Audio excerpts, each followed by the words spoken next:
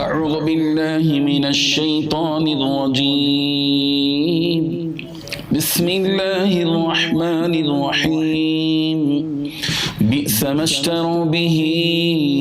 أنفسهم أن يكفروا بما أنزل الله بغيا أن ينزل الله من فضله على من يشاء من عباده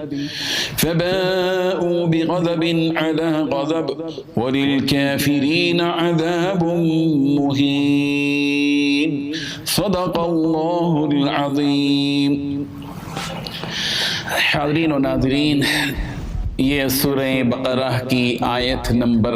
90 ہے، 90۔ اس آیت کو سمجھنے سے پہلے بنیادی طور پر یہ بات ذہن میں رکھنا چاہیے کہ جو یہودی ادھر ادھر رہا کرتے تھے اور تورات میں انہوں نے اس بات پڑھ رکھی تھی کہ آخری پیغمبر اس دنیا میں مبعوث ہوں گے، اور ان کو اس بات کا اشارہ بھی مل گیا تھا کہ وہ مدینہ منورہ کی طرف ہجرت بھی کریں گے۔ چنانچہ بہت سے یہودی مدینہ میں آ کر آباد ہو گئے تھے تاکہ جب سرکار دو عالم صلی اللہ علیہ وسلم ہجرت کر کے وہاں تشریف لائے تو پھر ان پر ایمان لے آئے۔ جب نبی کریم حضرت محمد رسول اللہ صلی اللہ علیہ وسلم کی بعثت ہوئی اور آپ مکہ مکرمہ سے مدینہ منورہ تشریف لائے تو یہودیوں نے دیکھا کہ حضور اکرم صلی اللہ علیہ وسلم کا تعلق نسبتاً نسب کے اعتبار سے بنی اسماعیل سے ہے، اور وہ یہ چاہ رہے تھے کہ بنی اسحاق سے کوئی پیغمبر اس دنیا میں آخری آئے۔ ان کے وہم و گمان میں وہ بات تھی، محض عناد کی وجہ سے ان کو پوری طرح معلوم تھا کہ یہ آخری پیغمبر ہیں اور وہ حق پر ہے اور ان پر اتری ہوئی کتاب حق پر ہے۔ سب کچھ ہونے کے باوجود یہودیوں نے نبی کا انکار کیا۔ پہلے تو ان یہودیوں نے حضرت عیسیٰ علیہ السلام کا انکار کیا، ان کو جھٹلایا،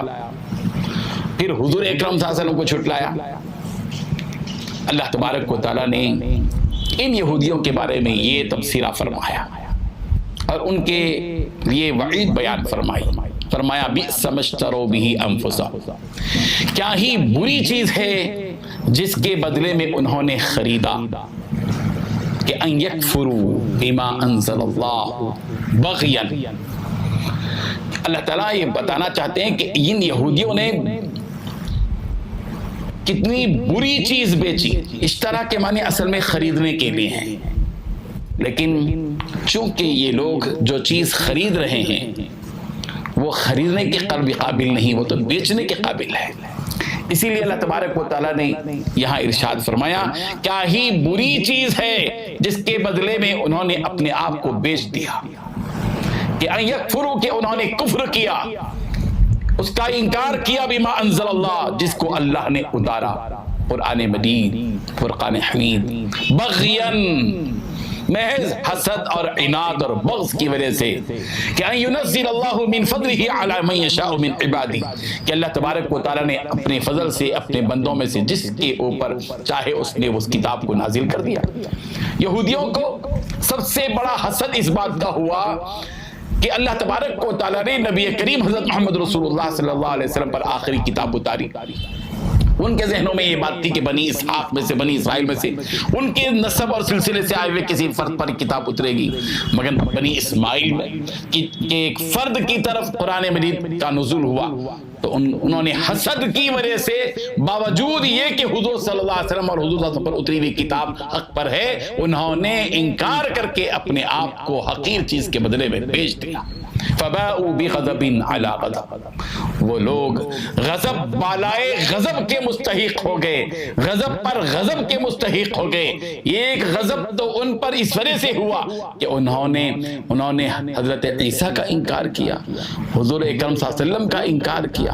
پھر ایک غضب یہ کہ انہوں نے کتاب الہی کا انکار کیا۔ کئی چیزوں کے انکار کی وجہ سے ان کے اوپر صرف ایک غضب نہیں، فباؤوا بغضب علی غضب، ان کے اوپر غصے پر غصہ، غضب غضب پر غضب ان کے اوپر آیا اور وہ غضب پر غضب بالائے غضب کے مستحق ہو گئے. وَلِلْكَافِرِينَ عَذَابٌ مُّهِينٌ, اور کافروں کے لیے اہانت والا عذاب, ذلت والا عذاب ہے. ان یہودیوں پر جنہوں نے کفر کیا, ایسے کافر یہودیوں کے اوپر اللہ تعالیٰ کی طرف سے عذاب مہین ہے, ذلت والا عذاب ہے کہ دنیا میں بھی ان کے لیے رسوائی ان کے مقدر میں ہو گئی, ان کا مقام نہیں رہا بنی یہودیوں کا, اور پھر آخرت میں تو ان کے لیے ہمیشہ ہمیش کی وہ دوزخ ہے جس سے نکلنے کا کوئی یقیناً کوئی راستہ نہیں. اللہ تبارک و تعالیٰ اس آیت سے ہم سب کو اس بات کا سبق حاصل کرنے کی توفیق عطا فرمائے کہ ہم اللہ کی طرف منسوب جو بھی بات ہو اس کو تسلیم کر لیں. اللہ تعالیٰ جس پر چاہے جو چاہے نازل کریں, ہم کو اس سے کوئی سروکار نہیں. ہم کو یہ دیکھنا ہے کہ اللہ نے جو کتاب اتاری ہے وہ حق ہے, جس پر اتاری ہے وہ حق ہے. ہم نبی کریم صلی اللہ علیہ وسلم پر بھی ایمان رکھتے ہیں, آپ صلی اللہ علیہ وسلم سے پہلے جو انبیاء اس دنیا میں آئے ان پر بھی ایمان رکھتے ہیں. مگر یہودیوں کا معاملہ یہ کہ ان کے جی میں آیا تو جس پر چاہے ایمان لائے, اور جی میں آیا تو جس کا چاہے انکار کیا. یہ من چاہی جو زندگی ہے یہ اللہ کے غضب کا ذریعہ بنتی ہے, رب چاہی زندگی اللہ کو مطلوب ہے. اللہ تعالی ہم سب کو من چاہی زندگی سے نکال کر رب چاہی زندگی کو اختیار کرنے کے اسباب اس کی توفیق عطا فرمائے. وآخر دعوانا ان الحمد للہ رب العالمین. لا الہ الا اللہ.